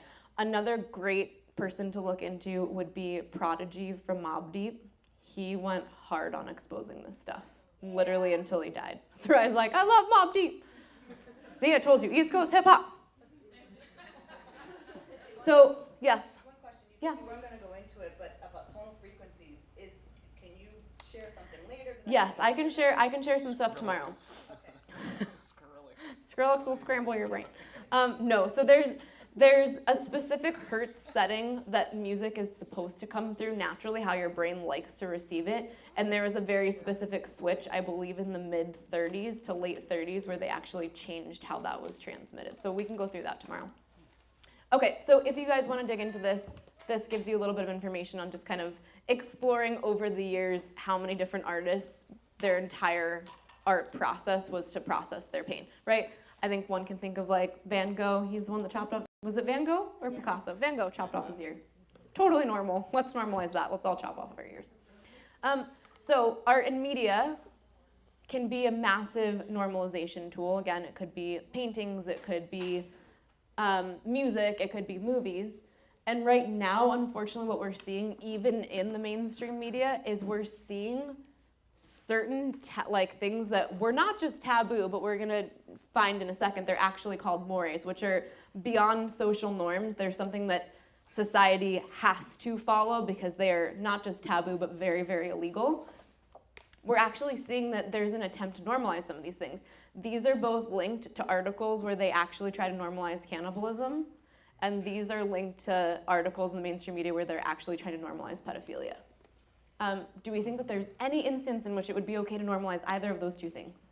No. Right? I mean, is there any upside? Does anyone see any upside? No. Probably not. Zombie apocalypse. Zombie apocalypse. Like, literally, this article in the cannibalism one will blow your mind. And it literally is one of like 20 that came out all around the same time. So if they're willing to try to normalize those things, like at some point, what's going to be left? Will we literally just be, like dark animalistic creatures that have Lord of the Flies, all just like, and I'm going to get there. I'm sure has anyone actually seen the movie The Hunt? Don't they hunt humans? Yeah, they hunt humans. Like Dr. Moreau's Island. Oh yeah, we're going to get there. But you're only allowed to hunt people that have views that are against the social standard. Yeah. That's what they're trying to normalize. Yeah. Okay, so the origin intention, right, because this is very important, because I'm not saying that as we normalize these things, it always starts off in a bad place, because I feel like a lot of what we're dealing with today, that natural deviation spiral is where we started, and then something was like, oh yeah, I can exploit the fuck out of this. Then something else got in there and was like, let's speed this thing along. I don't believe that a lot of what we're dealing with started from a bad place. We started from a really positive intention of wanting to be more open, more inclusive, more empathetic toward everyone's individuality. But it most certainly got exploited and turned into something else. We can see that by the complete removal of this natural deviation spiral. So these things are really nuanced, and it's not that like, this is bad and that's good. We're watching this constant pendulum swing, and I leave it to you to decide what you feel navigating through all this stuff is best for your humanity personally, for your family's humanity, for collective humanity, because it's going to be slightly different for everybody, but it certainly shouldn't exist on these end sides of the pendulum swing. So it is important to remember that we can accidentally go from positive intention and empathy to something that's very priming and fracturing, which is exactly what we're dealing with right now, especially as it relates to kids, which we're going to get into tomorrow. Kids are my #1 concern right now. Like, I care about you guys, but like, our kids are really not in a good situation right now. Yeah. So I was like, tell them, Mom. So we need to stop this process of consistently trying to normalize our shadow, and instead we really do need to heal it. So let's take a little jaunt into The Hunt. So this movie actually came out. People actually watched this, and the shocking part is this isn't even, you know how sometimes movies will come out in like 2s and 3s where they're like similar content? This was one of a few that came out around this time that literally is open season for hunting people that have viewpoints that differ from yours, like the in-group. So if we're now trying to normalize this and trivialize this and make it funny, we're probably heading down a bad path, yeah? So when we look at social norms, there are a few examples we can think of from the past that clearly didn't turn out great. One would be foot binding in China. Has anybody ever seen what feet looked like after they've been binded? You have, yeah? It's pretty brutal. And if you think about it now, you're like, that doesn't make any sense. Why would anybody do that? It looks really painful. Somebody decided smaller feet were better feet. And women were like, great, I'm gonna turn my size 10 into a 4, even if that means I'm like literally breaking my foot. So foot binding really makes no sense, but somehow people were still convinced en masse to do it because the power group was like, no, you're only socially acceptable if you have small feet. Genital mutilation in Africa, still practiced, still very much normalized in certain cultures. I think we can all say really horrific across the board, but in certain cultures, that is the standard. That's what they do. I think we can probably also look to World War II Germany, which perhaps we can actually see that they went through, in many ways, a moment like we're going through, where things were very different, and there was a little bit of agitation, and they started to kind of deviate a little bit, and then somebody came in and really shift the deviation of social norms, where maybe somebody never thought about what a Jew meant, they just kind of lived their lives, and then somebody planted the seed, Jews are the reason for all of your problems, and they're like, what are they? And then you keep building, building, building, and next thing you know, all people are like, well, I'm fine with all the Jews getting killed. When like 10 years before, nobody would have ever been open to that thought process. But you do it little by little, you prime it, you change the social atmosphere, and then eventually people start complying with things that are absolutely asinine. So why did we let something like this happen? Can anybody explain why they think people in Germany just kind of let that happen? Fear. Yes. Peer pressure, fear, right? Don't forget acid disfiguration. Yes, I mean, there's so much. World War II was a nightmare. Germany definitely made of nightmarish things. But in general, I mean, the only reason people went along with it was for fear and because they were being socially pressured to do so.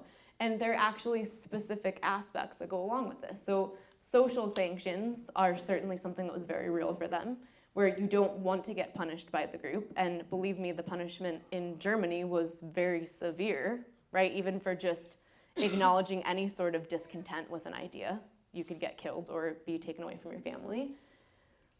And this is maybe the most important to me, right? The group membership one, I feel like we've really covered that. Many social norms are part of a child's early education, right? They're indoctrinated into a kid. The youngest kids that grew up during that inflection point where the social norms were shifting in Germany, they grew up just literally like chanting that Jews were bad, and they didn't have any other thought process. There was no other thought process that was optional to them. They didn't know anything else. They only knew what they knew.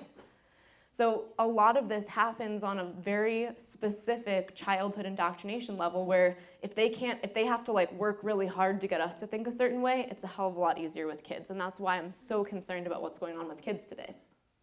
Then the biggest thing to remember, which I believe is this kind of shift out of that natural deviation spiral, is that power groups often use policies and laws to actually shift the social norm because it somehow benefits them in terms of their power.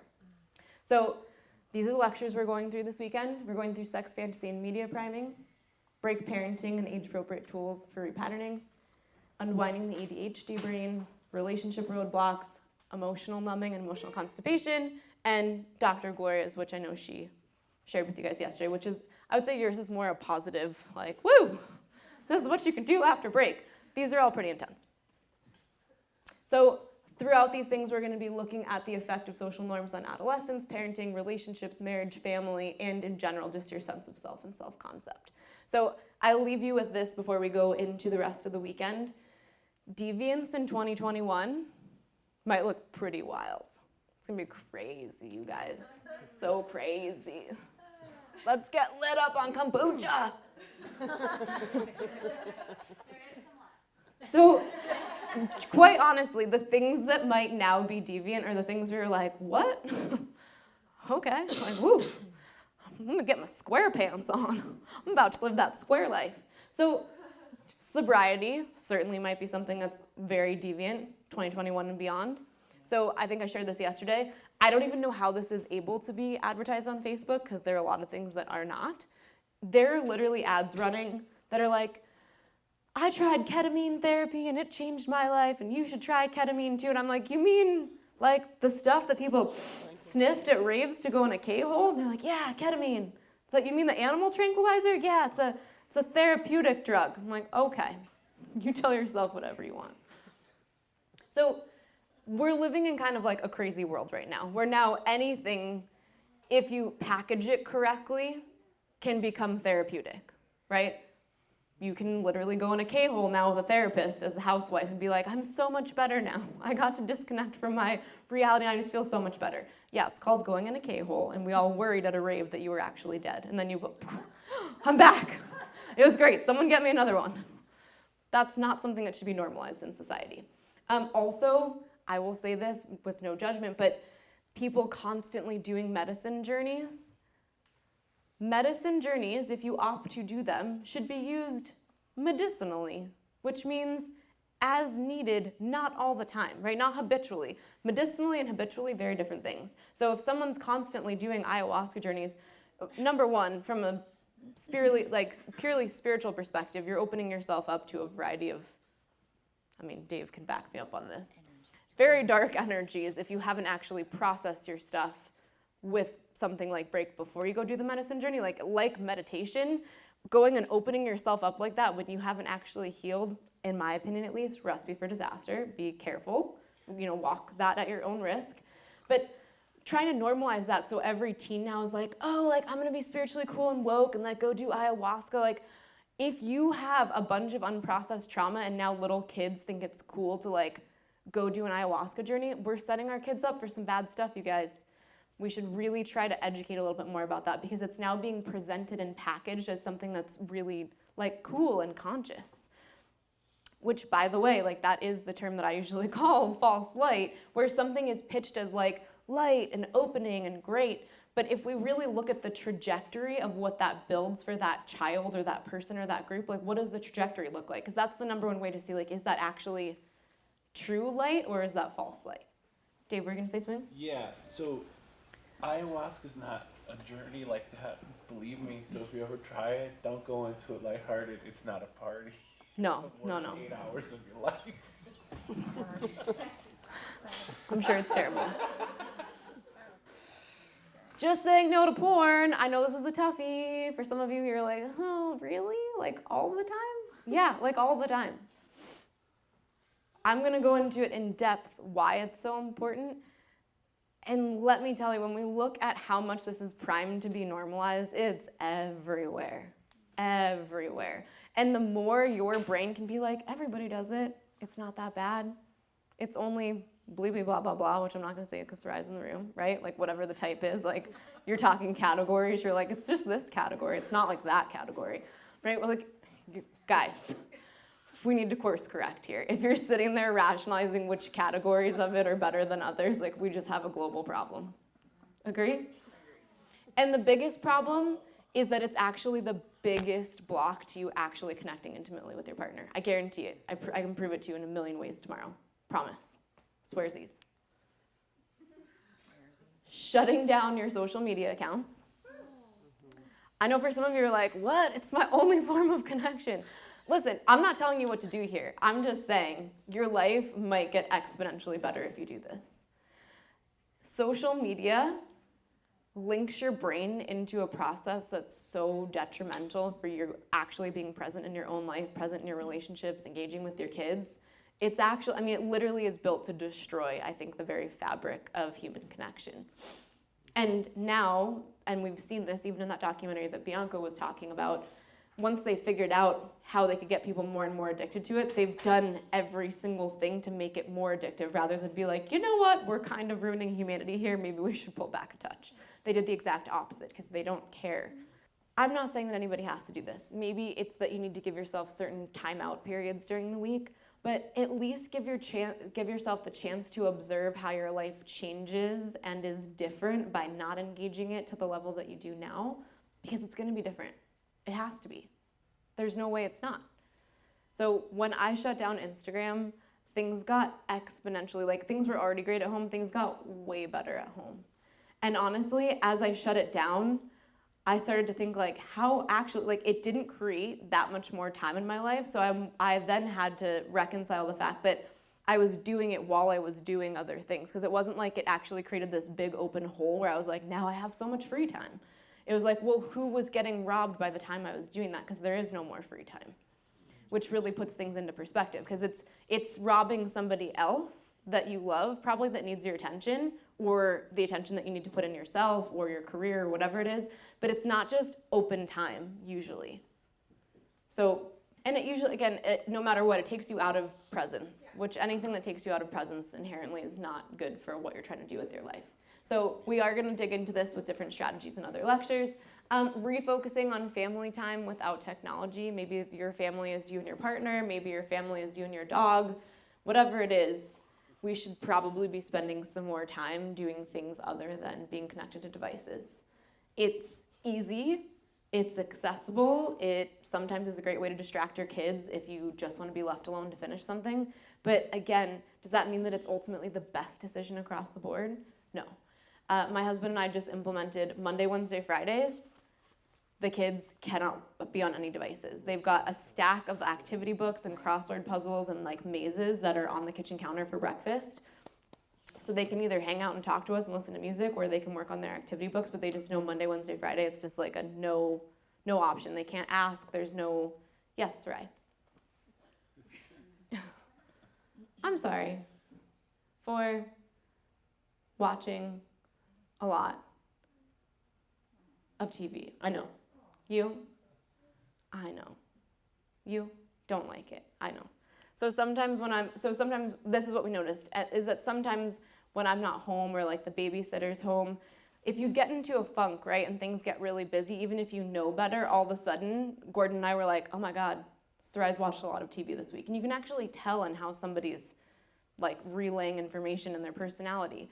And we all had a talk about it, and we're like, all right, everybody reset. It's not about holding yourself in some sort of shame. It's just like, all right, I notice it, I'm doing something to change it, rather than I notice it and I'm just gonna keep being in denial about it. So I will say that we're maybe 2 weeks now into the Monday, Wednesday, Friday thing. Now there's just no more tension. The kids just like, they know it and they actually look forward to it. And I actually noticed that on Thursday, no one reached for the computer. Because it's just like, once you don't do it, it's not necessarily the inclination. Zeb's like, can I have that activity book? And I'm like, yeah, it's right there, buddy. So maybe that's a game, maybe that's going outside in nature, maybe that's going out on a hike, but try your hardest to make sure that whatever you're choosing to put in front of your kids or choosing to like constantly be connected to with your partner is actually in your best interest, because it's probably not, right? Like having dinner with your partner and having both your phones on the table, is that actually necessary? Like maybe if you're a doctor on call, but unless you're a doctor on call, perhaps leave your phone in the car. Like if I'm out to a dinner date with my husband, we do not bring our phones. So if you put a basket or something in a certain part of the house, and there's an actual place where when you come home, you're just like, oh, that goes in the basket. It solves two problems. You don't lose your phone because you know it's in the basket. And then the second thing is you actually have like a receptacle to be like, once it's in here, I don't touch it. So try it, maybe that's just a few days. Give it a try. So worth it. I quite literally, this past semester, I will not look at my phone at all over the weekend. Like I won't touch it, I won't touch my computer, nothing. I wake up usually to some very agitated people and emails on Monday that are like, what the fuck? Especially my mom, who's like, hello, hello, hello. And I'm like, Mom, I told you I don't open my phone on the weekends. It's like 30 messages long. Hello, hello, hello. She starts throwing in some random emojis to see if she can get a response. That's not what emojis are, Ma. So sometimes it's going to be met with agitation on the other side, right? Because you're changing your pattern, but that doesn't mean that you should just crumble and stop. I've had to get really good at on Monday saying like, hey, this is kind of the new way I do things. If this is an emergency, you can reach out to this and this person, and they'll let me know. I've even had clients where if they have an emergency, I'll like find a way to squeeze them in on a Saturday or Sunday. And I had that happen to me 2 weeks ago, and I like looked at my phone and I looked at Gordon and I was like, hold on, I'm on this. And I voiced someone, I'm like, sorry, family time all weekend. I will reach back out to you on Monday and make that appointment. And he was like, good job, babe. I was like, yeah, it's so hard. But it's hard, it's so worth it. Those are those first few steps outside of the way you've been doing it. Once you do it for a while, like not having Instagram, oh, it's glorious. It's so good. Choosing a committed relationship, which sounds honestly like duh, but in today's society, this is under attack in like every way you could possibly imagine. Trying to make it like uncool, passé, not trendy, like, and in fact scare you into all the different horrible ways it will end up if you even try, right? We're definitely gonna be digging into this in relationship roadblocks, but the goal here would be to get you to deviate to choose this, not because of religious programming or compliance, and not because you actually know that this is in line with the end goals that you want for the person that you're with. And it does take a lot of work, so much work. But I'm going to detail what goes into that work in relationship roadblocks. Taking radical personal responsibility to work on yourself before you blame someone else. How many people wish that this was more standardized in our society? Yes. Right? That'd be great. But unfortunately, it's the exact opposite. Reflexively, we blame before we look at ourselves, right? You guys gave the perfect example, right? You get mad like, you're trying to control me. Then you're like, oh, wait, this is actually a me problem. once you do break, it's a lot easier to not go you problem first. You immediately look at yourself and you're like, definitely a me problem. Where do I find the me problem? Right now you have the tools to find it. Figure out how your brain's tricking you into thinking it's a them problem, because that's also really important, right? It's not just about taking personal responsibility. It's about understanding how your brain is actually tricking you into projecting it on the other person, because that information is equally as valuable as what you are responsible for.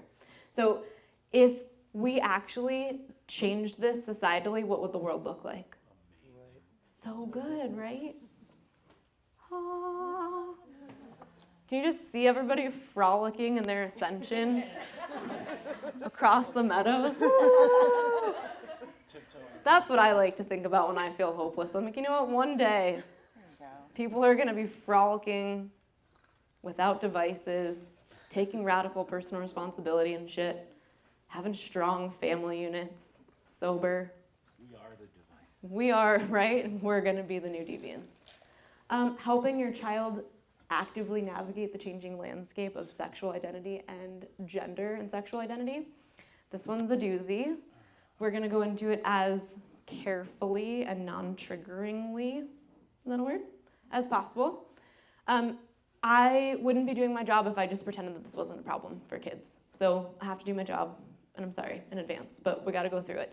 It's going to be important, and we are going to cover this in break parenting, because it's something that is really top of mind for kids, especially like really unfortunately 9 and up. From 9 on, it gets pretty intense. So it's not about good or bad, right or wrong. It's just about how to navigate it while helping a child anchor into their personal sovereignty and not necessarily get pressured or pulled into what's cool or on trend. Because we know that the trajectory of that mental health-wise, not ideal, right? Just like cutting becoming cool, not a great trajectory, right? Once you make cutting so cool, then you have to have things like Ray Lynn described, where you have a cutting center where someone can help you cut carefully, right? These things are preventable if we stop trying to normalize them. This is a big one for me, looking at different perspectives before labeling, I turned into my Sarai's grandmother for a second there, before labeling your child or yourself. So often we get put labels on things like an autoimmune disease, like a psychological condition, and these labels really do virtually nothing for us. We're much better served at looking at just what the symptoms are, what the inputs are, and try to figure out how to reconcile that input-output relationship without tricking ourselves into thinking like, if it's this, then this is the trajectory, because that's not necessarily true, right? And you can literally become a self-fulfilling prophecy in that. If I listened to any of the things Sarai's doctors told me about her when she was born, I mean, I always knew that they were not telling the truth, and I kept kind of forging ahead, and they were like, do you want to maybe see a psychiatrist? Like, we feel like you're not hearing us. And I'm like, you're not hearing me. My daughter is going to walk, and she's going to be fine. And they were like, it's just not possible. I'm like, it's not only possible, it's going to happen. I've already seen it in the future. And look at this beautiful thing, right? Woo! Yeah, girl.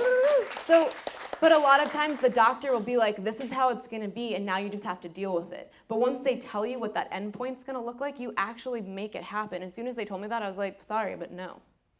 I will never stop trying alternative treatments until what you're saying is not a reality anymore. Yes, Gina. My son is 19 now, but when he was 4 or 5, they were trying to figure out why he wasn't paying attention. And I thought maybe ADHD, he's just quick. Well, they ended up diagnosing him with something called visual processing disorder, and they said it in front of him. And so I was like, okay, let me find out what this is. So I read up on what they say that this is. Well, when they said it to him, he immediately changed his whole thought process to, oh, so I have this label, I have a limit, I'm disabled, I don't have to worry about anything anymore. And so for a couple of months, I didn't recognize he was doing that.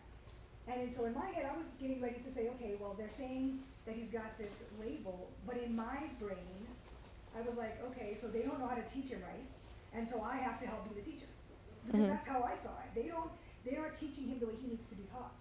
And so he wasn't doing his homework, and he was crying and saying, well, Mom, don't you know I'm disabled? And I was like, you're not disabled, first of all, I don't know where you got that from. And so he was like, well, so I would take him, like in 3rd grade, when it came to the summertime before he went into 4th grade, I was giving him 5th grade activity books. 4th and 5th grade activity books, and he would do school every day with me, during the summer in the mornings, just for a couple of hours.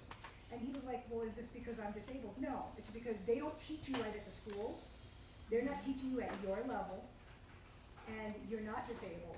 And this is what we're gonna have to do because they can't supplement what they're supposed to be doing. Mm-hmm. It finally changed his mind around, and they want to keep him in 3rd grade. I just wanted to keep putting him back. They gave him an IEP, you know what an IEP is? Yeah, Soraya has an IEP. We broke it. We didn't need it anymore. And so all the school invited me over one day. The teacher, the principal, the director of the IEP program, they're like, what did you do? They all shook my hand, literally. And I'm like, what's going on? It's like the middle of the day, I have to work. What did you do? I was like, what do you mean? Well, he doesn't need the IEP anymore. He's fine. I said, well, ass whooping and a cookie. He doesn't get to not do his homework. And Gina is giving you the cliff notes for my ADHD lecture. That happens. Thanks a lot. but I was like, I don't know what you're talking about. I said I did the work, guys. And they looked at me and said, if every parent did that, we would be out of business. We wouldn't have a department for this.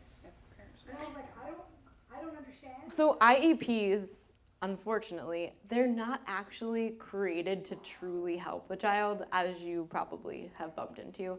Every IEP I've ever had, I literally have to sit there and hardline advocate for my child because they will try to take everything from her and do only what's best for them within their budget.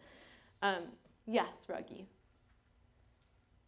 Oh, right. They wanted to put her, she can clearly walk fine, and they kept wanting to try to put her in a gait belt so that somebody could literally have her on a leash. And I was like, I don't give a shit about your insurance. I'll sign something saying I'm not going to sue you. We're not going to embarrass my kid who's worked so hard to walk by putting her in a gait trainer belt when she can walk fine.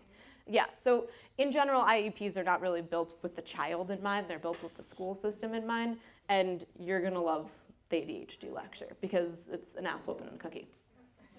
Yeah, small moms. And like what you learned with Sophie last year, my oldest daughter is a special ed teacher who didn't go to school for special ed. She just went to school to be a teacher, and they needed a special ed teacher. And so she's like, okay, well, I just got out of school, I'll do it.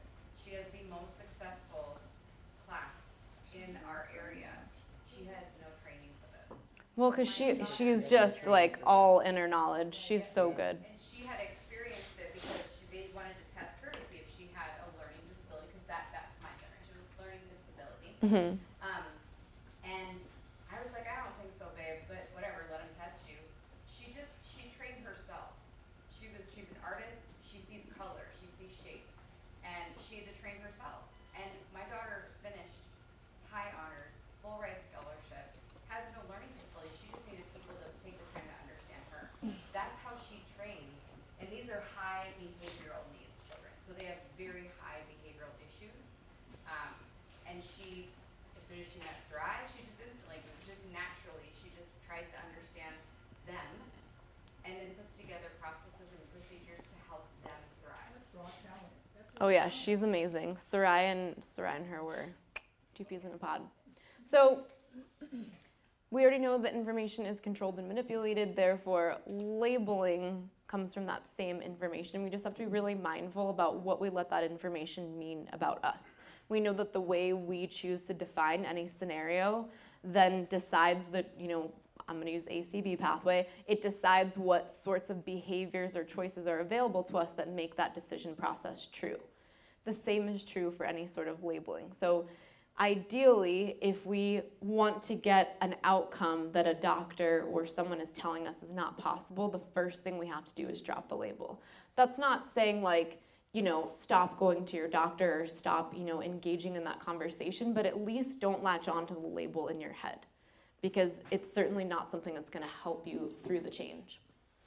And then, to me, this is the most important one, actually healing your emotional wounds and leveling up your friends and family with you instead of trying to constantly normalize your darkness, right?